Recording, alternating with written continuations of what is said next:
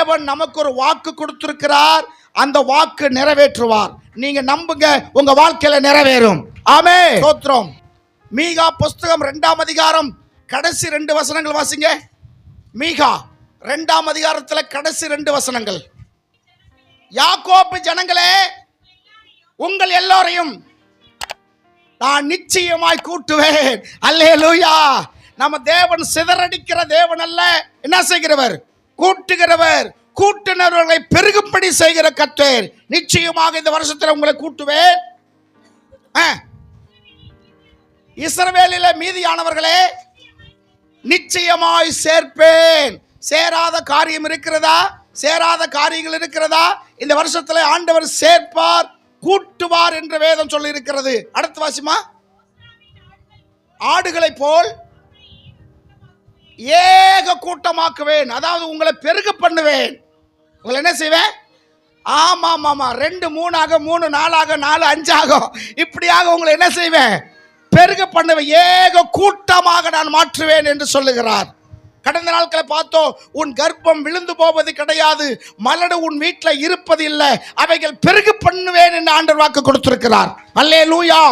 ஏதோ நேரம் போக்குக்காக பேசுவதல்ல, இதெல்லாம் கர்த்தருடைய வார்த்தை எனக்கு வருகிறது என்று நீங்க எத்தனை பேர் விசுவாசிச்சிருக்கீங்களோ உங்க வாழ்க்கையில கர்த்தர் அதை நிறைவேற்றுகிறார்.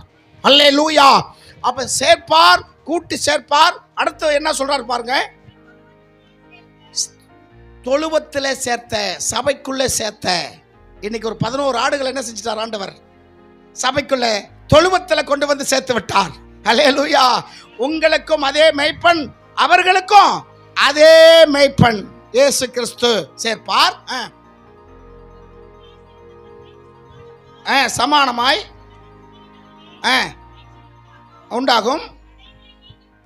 தடைகளை நீக்கி போடுகிற 2024 தடைகள் இருந்ததல்ல, நீங்க எதிர்பார்த்த காரியம் நடக்காம போச்சுல்ல, ஏதோ ஒரு வகையான தடை வந்துச்சுல்ல, அந்த தடைகளை நீக்கி போடுகிறவர் எவர்களுக்கு, யாருக்கெல்லாம் தடை இருந்ததோ அவர்களுக்கு முன்னாடி இந்த வருஷத்துல நடந்து போகிறார். ஆமென். நேற்றைய பார்த்தோம், போன வருஷம் பார்த்தோம். 10 கிலோமீட்டர் இயேசு அவங்களோட நடந்து போனார். விளங்கினவங்க அல்லேலூயா. 10 கிலோமீட்டர். கடந்த 12 மாதங்களும் ஆண்டவராக இயேசு நம்ம கூடவே வாழ்க்கை பிரயாணத்துல கூடவே வந்திருக்கிறார், நம்மளோடவே நடந்திருக்கிறார். நாம அநேக சந்தர்ப்பங்களில் கூட வருகிறவர் ஆண்டவர் என்று அறியாதபடிக்கு அவர் அந்நியர் என்று நினைத்திருக்கிறோம். ஆனால் ஆண்டவர் பேசின வார்த்தை அவங்களுக்குள்ளாக கொழுந்து விட்டு இருந்ததினாலே கர்த்தர் என்று அடையாளம் கண்டு கொண்டார்கள். ஆமென். இன்னைக்கு நீங்களும் நானும் நம்மளோட பேசுகிறவர் கர்த்தர் என்று அடையாளம் கொண்டிருக்கிறபடினாலே நமக்குள்ளாக இருந்து கொண்டிருக்கிற அந்த பரிசுத்த ஆவியானவர், அந்த அக்கினி அணைந்து போகாதபடிக்கு அது இருந்து கொண்டே இருக்கிறதுக்கு என்னென்ன காரியம் பண்ணணுமோ அவைகள் நாம் செய்ய வேண்டும். ஆமென். மீகாவர் சொல்றாரு, தடைகளை நீக்கி போடுகிறவர் உங்களுக்கு முன்னாடி கடந்து போகிறார். பக்கத்து சொல்லுங்க, பக்கத்து கைப்பிடி சொல்லுங்க. தடைகள் நீக்கி போடுகிறவர் இந்த வருஷத்துல உங்களுக்கு முன்னாடி நடந்து போனாரு. மதனை கையை பிடிங்க, பக்கத்தில் ஏதாச்சும் அந்த அம்மா கை பிடிங்க, ஒன்றும் பிரச்சனை இல்லை. 2 கை இருக்குல்ல அந்த அம்மாவுக்கு, ஆளுக்கு கை பிடிச்சிக்கோங்க. தடைகள் நீக்கப்படும், உங்களுக்கு முன்னாடி போறாரு. இதுக்கு முன்னாடி எல்லாம் நீங்க தான் முன்னாடி போனீங்க, சரிங்களா? இப்ப தடைகளை நீக்குகிறவர் ஆண்டவர் உங்களுக்கு முன்னாடி கடந்து போகிறார். அவர்கள் தடைகளை நீக்கி வாசலால் உட்பிரவேசித்து கடந்து போவார்கள். அல்லேலூயா. தேவநாமத்துக்கு மகிமை உண்டாகட்டும். இங்க மோசே என்ன சொல்றாரு, தன் மச்சனன்னு பார்த்து என்ன சொல்றாரு பாருங்க. கர்த்தர் சொன்ன ஸ்தலத்துக்கு நாங்கள் பிரயாணப்பட்டு போகிறோம். எங்க வாழ்க்கை எகிப்து அல்ல, கானான். கானான் எங்களுக்கு நித்தியம், அதுதான் எங்களுடைய நோக்கம். அதற்கு நாங்கள் கடந்து போகிறோம். நீங்களும் நானும் எகிப்து விட்டு கானானுக்கு புறப்பட்டு விட்டோம். 24வது வருஷத்தை முடித்துவிட்டு 25வது வருஷத்தை தொடங்கும்படியாக முதல் நாளில் இருக்கிறோம். இன்னைக்கு ஓட்டத்தை தொடங்கினவர் அவரே முடிக்க வேண்டும். ஹல்லேலூயா.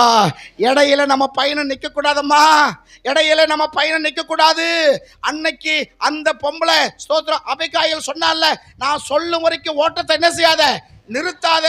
வழியில எவனாச்சும் சும்மா வழிபோக்கம் பேசுவான், அவங்கிட்ட நீ பேச்சு கொடுக்காத. உன்னுடைய நோக்கம் நான் எங்க போய் சேரணுமோ அது வரைக்கும் ஓடிக்கொண்டே இரு. அல்லேலூயா.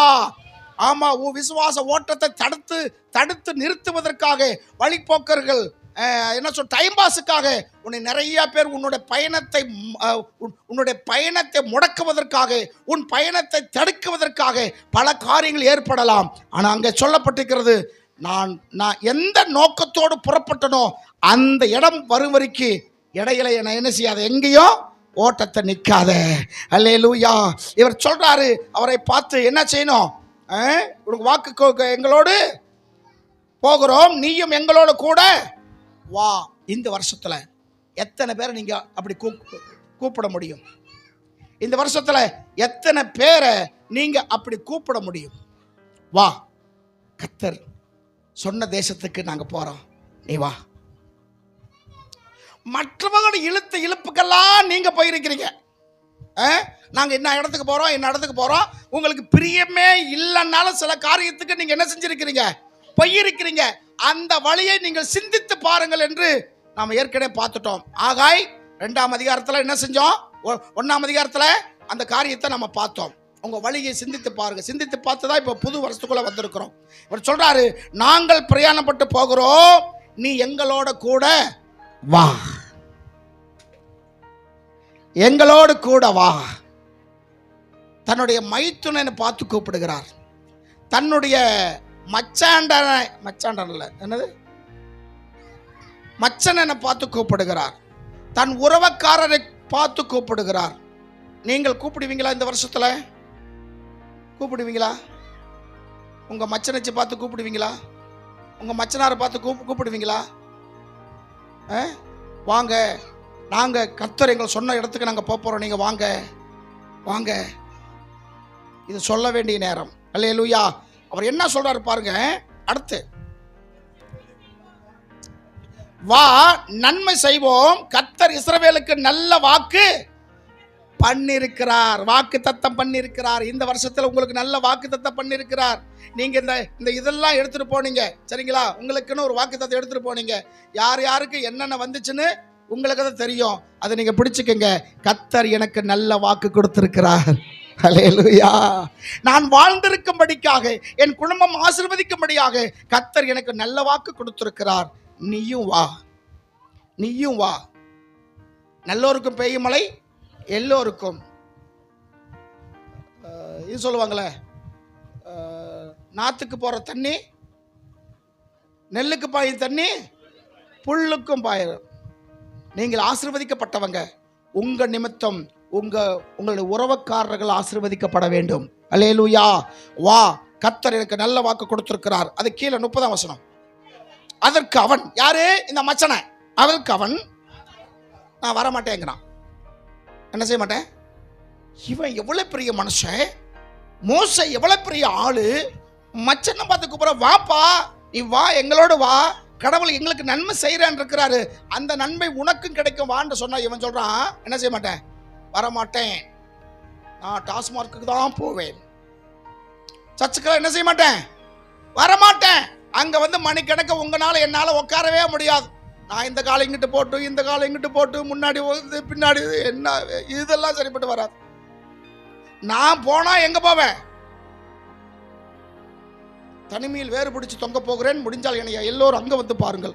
அப்படியா? வாப்பாண்டு கூப்பிடுறான், வருந்தி கூப்பிடுறான். பெரிய மனுஷன் இவன் சொல்றான், நான் என்ன செய்ய மாட்டேன், வரக்கூடாது, என் தேசத்துக்கும் என் இனத்தாருக்கும் போக வேண்டும் என்றான். நான் எங்க தான் போவேன்? மறுபடியும் என் ஊருக்கு தான் போவேன். எங்க? எகிப்து. நான் உலகத்துக்கு தான் போவேன், உலகத்தில் மக்களோடு தான் இருப்பேன், நான் உன என்ன செய்ய மாட்டேன், வரமாட்டேன் என்று சொல்லுகிறார். அது கீழே இருக்கிற வசனம் பாருங்க, 30. மறுபடியும் பாருங்க, நம்மளா இருந்த போடா அப்படின்னு சொல்லி விட்டுருவோம். மோசேக்கு மனசு இல்லை, நீ எங்களை விட்டு என்ன செய்யாத, போகாத, எங்களை விட்டு நீ போகாத. நேற்றை பார்த்தோமே, ஏசு அந்த ஊருக்குள்ள போக வழியில அப்புறம் போகிற போல காணப்பட்டார். அவங்க கூப்பிட்டாங்க, எங்களை விட்டு என்ன செய்யாதீங்க, போகாதீங்க, வாங்க சொன்னவனே வந்துட்டாரு. ஆனா இந்த பக்கி என்ன சொல்லுது? நான் வரமாட்டேன், எங்க ஊருக்கு தான் போவேன், பழைய பழக்க வழக்கம் தான் எனக்கு வேணும், எனக்கு பழைய பழக்கம் தான். என்னதான் நீ கழுவி வச்சாலும் மறுபடியும் சாக்கடையில் போய் என்ன செஞ்சிருது? அதுதான் எனக்கு சொர்க்கம். ஒரு பாஸ்டர் பாட்டு பாடினாரு, சொர்க்கம் மதிவிலே. பாஸ்டர் சர்ச்சில் பாடுறாரு, அதுக்கு விளக்கம் சொல்றாரு. அதனால என்ன சொல்ல வரேன்னா, நீ வா, எங்களோடு வா, கடவுள் எனக்கு நல்லா செய்யணும் இருக்காரு, உனக்கு செய்வார் வான்றா. வரல, நான் வரமாட்டேன், எங்க ஊருக்கு போறேங்கிறான். அப்பவும் விடல பாருங்க. வனாந்திரத்துல பாளையம் இறங்கும் இடங்களிலும் எங்க கண்ணு மாதிரி இருப்ப, அந்த அளவுக்கு அவன் பேசுறான். என் கண்ணு இல்லை, என் மூக்கு இல்லை, என் வாய் இல்லை சொல்றாங்களே பிள்ளைகள், கொஞ்சம் அந்த மாதிரி சொல்றான். நீ எங்களுடைய கண்கள் மாதிரி இருப்பப்பா, நீ வா என்று சொன்னா 32 மறுபடியும் பாருங்க அந்த காரியம். எங்களோடு கூட வந்தால் கர்த்தர் எங்களுக்கு செய்த நன்மையின்படி உனக்கு நன்மை செய்வோம். அல்லேலூயா. கர்த்தர் எங்களுக்கு செய்கிற நன்மையின்படி உங்களுக்கும் நன்மை செய்வோம். உங்கள் மூலியமாய் உங்க குடும்பங்களுக்கு நன்மை நடக்கும், உன்னுடைய உறவுக்காரங்களுக்கு நன்மை நடக்கும். நீ யாருக்கெல்லாம் ஜெபிக்கிறீங்களோ அவங்களுக்கு நன்மை கர்த்தர் நடத்தி கொடுப்பார். மோசேக்கு தான் சொன்னார். மோசே அங்க பேசுறாரு, நீ எங்களோடு கூட வந்தால் கர்த்தர் எங்களுக்கு செய்த நன்மையை நன்மையின்படியே உனக்கு நன்மை செய்வோம், உனக்கு நன்மை செய்வோம். இந்த வருஷம் நன்மை செய்கிற வருஷமாக மாறட்டும். அல்லேலூயா. தண்ணீர் பாய்ச்சறவனுக்கு தண்ணீர் பாய்ச்சப்படும், இறைக்கிறவனுக்கு ஊறும், இறைக்கிறவனுக்கு ஊறும். மற்றவன் உனக்கு என்ன செய்ய வேண்டும் என்று நினைக்கிறாயோ அவைகளை நீ முதல் செய். நம்மளுக்கு பழமொழி வச்சிருப்போம், முன்கை ஆடுனாதான் முழங்கை ஆடும். ஒருவன் எனக்கு என்ன செய்ய வேண்டும் என்று நான் நினைக்கிறனோ அதை நான் அவனுக்கு செய்ய வேண்டும் என்று ஆண்டவர் சொல்கிறார். இந்த வருஷம் நன்மை செய்கிற வருஷம். அல்லேலூயா. நன்மை செய்கிற வருஷம். கர்த்தர் சொல்லியிருக்கிறார், நிறைவேற்றுவார். இப்ப இதுக்கு முன்னாடி என்ன சம்பவம்? இஸ்ரவேல் ஜனங்கள் எகிப்திலிருந்து புறப்பட்டு வர்றாங்க.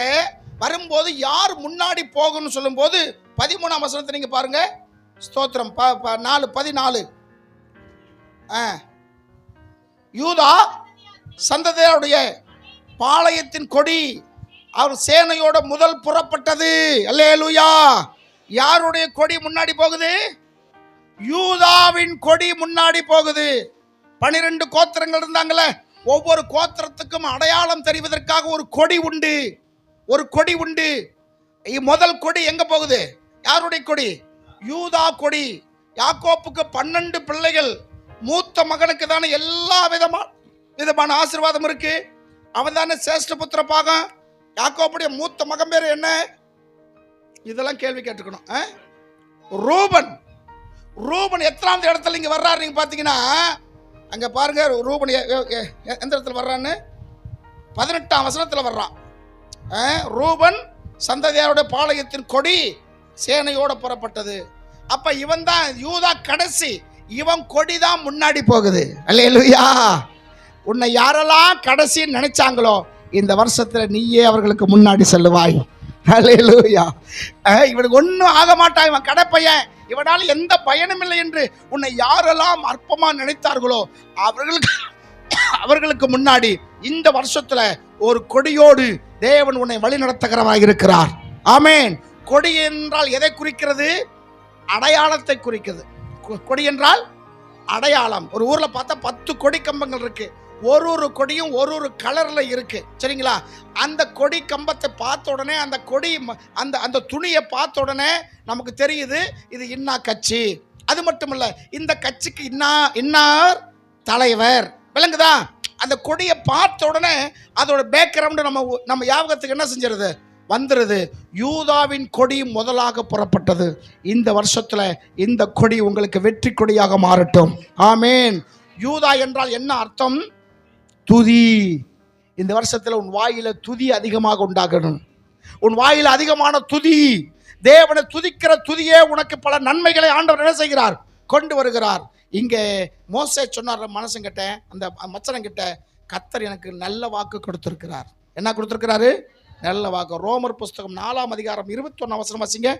ரோமர் 4:21. இன்னொருத்தர் எபிரியர் 10:23 வாசிச்சு நம்ம ஜெபம் பண்ணி முடிக்க போறோம். ஸ்தோத்திரம். ரோமர் 8. தேவன் வாக்குத்தத்தம் பண்ணினதை நிறைவேற்ற வல்லவர். அல்லேலூயா. இந்த வருஷத்துல தேவன் உங்களுக்கு வாக்கு கொடுத்திருக்கிறார்ல, அது நிறைவேற்ற ஆண்டவர் வல்லவரா இல்லையா? வல்லவர். நம்புங்க, விசுவாசிங்க. நீங்க எவ்வளவு பெரிய காரியங்களை கேட்டீங்களோ எனக்கு தெரியாது. நம் தேவன் நீ கேட்ட தேவைகளை விட பெரியவராய் இருக்கிறார். ஆகையினால அவர் வாக்கு கொடுத்தவர், அது நிறைவேற்ற வல்லவராய் இருக்கிறார். உங்களுக்கு வாக்கு கொடுத்திருக்கிறார். இவன் சொல்றான் எங்களுக்கு நல்ல வாக்கு கொடுத்திருக்கிறார் என்று சொல்றாரு. அந்த நல்ல வாக்கு கொடுத்தவர் அதை நிறைவேற்ற வல்லமையுள்ளவர். இந்த வருஷத்துல கடவுள் உங்களுக்கு கொடுத்திருக்கிற வாக்கை நிறைவேற்றுவார். நம்புறீங்களா? விசுவாசிக்கிறீங்களா? நீங்க விசுவாசித்தால் தேவ மகிமை காண்பீர்கள். அடுத்த வசனம் எபிரியர். அல்லாமலும் நம்முடைய நம்பிக்கை அறிக்கை இடுகிறதுனால அசைவில்லாமல் உறுதியாய் இருக்க கடவோம். வாக்கு மறுபடி பாருங்க, வாக்கு தத்தம் பண்ணினவர் உண்மை உள்ளவர். ஆமென். முதல் பார்த்தோம் வாக்கு தத்தம் நிறைவேற்ற வல்லமை உள்ளவர். எபிரியர் சொல்றாரு வாக்கு பண்ணினவர் எப்படிப்பட்டவர்? உண்மையுள்ளவர். நீங்களும் உண்மையா இருக்க பிரயாசப்படுங்க. ஹல்லேலூயா. உங்களுக்கு வாக்கு கொடுத்த தெய்வன் வாக்கு வார மாட்டார். அந்த வாக்கை நிறைவேற்ற வல்லமையுள்ளவர். அவர் உண்மையுள்ளவர். இந்த வாக்கை நீங்க நம்பி போங்க. கடவுள் உங்க வாழ்க்கையில பெரிய காரியங்களை செய்வார். அல்லேலூயா. அதனால இன்றைக்கு ஒரு புதிய ஸ்தோத்திர பிரயாணத்தை துவங்கிட்டோம். முதல் நாள் செய்தி அது தொடர்ச்சி. இது அங்கேயும் பயணத்துல தான் இருந்தாங்க, இங்கேயும் பயணத்துல தான் இருக்கிறாங்க. நம்ம 2024 பயணத்தை முடித்து விட்டு 2025 பயணத்தை நம்ம தொடங்கி விட்டோம். அல்லேலூயா. இந்த 12 மாசங்கள் கர்த்தர் நம்ம எப்படி நடத்த போகிறார், எப்படி கொண்டு வர போகிறார், நம்ம வாழ்க்கையில் எது நடக்க போகுது, நம்ம விரும்பினது நடக்குமா விரும்பாதது நடக்குமா என்று நம்ம யாருக்கும் தெரியாது. ஆனா உங்களுக்கு வாக்கு கொடுத்த தேவன் அதை நிறைவேற்ற வல்லமை உள்ளவர். இரண்டாவது உண்மையுள்ளவர். வல்லமையுள்ளவர், உண்மையுள்ளவர். விசுவாசிங்க, கடவுள் உங்களுக்கு பெரிய காரியங்கள்